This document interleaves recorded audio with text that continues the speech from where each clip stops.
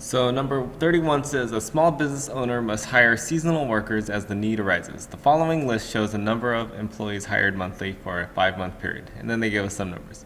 And they tell us the mean is going to be 7, or approximately 7. So we'll use 7. What is the population standard deviation for these data? And it says round to the nearest tenth.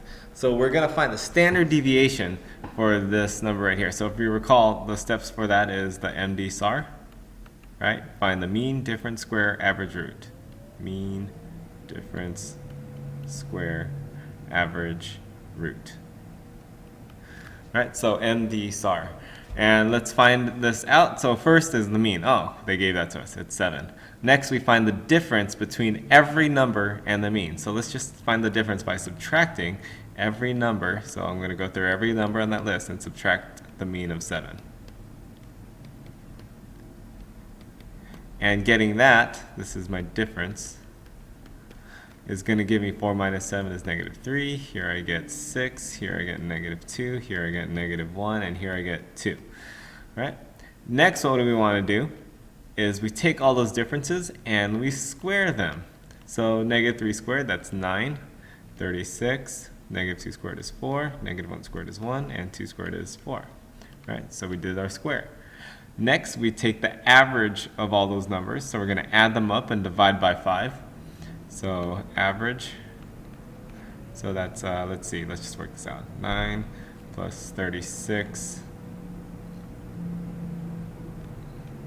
plus 4 plus 1 plus 4. So that's going to be 15 plus 5 is 24. Carry the 2. That's 54, and I'm going to take 54 divided by 5. And that goes in, let's see, once, and then it goes in 0, and then it goes in 8 times. So we got 10.8 is the average. So remember, if I want my variance, even though it's not asking for that, this is my variance. Now it's not asking for variance though. What's it asking for is the standard deviation. So the last step is root, which is just the square root of 10.8. Right? We take the square root of our variance, and that's our standard deviation. And there's my answer right there. But then we look at our multiple choices like, oh, okay, so it's not any of these. Or, I mean, it's one of these, but we need to figure out which one it is. And I know that the variance is 10.8, so it's not that one unless it asks for variance. Here, square root of it, well, 13 squared is not it. 7 times 7 is 49. 3.3 times 3.3, that sounds reasonable. So this must be the standard deviation.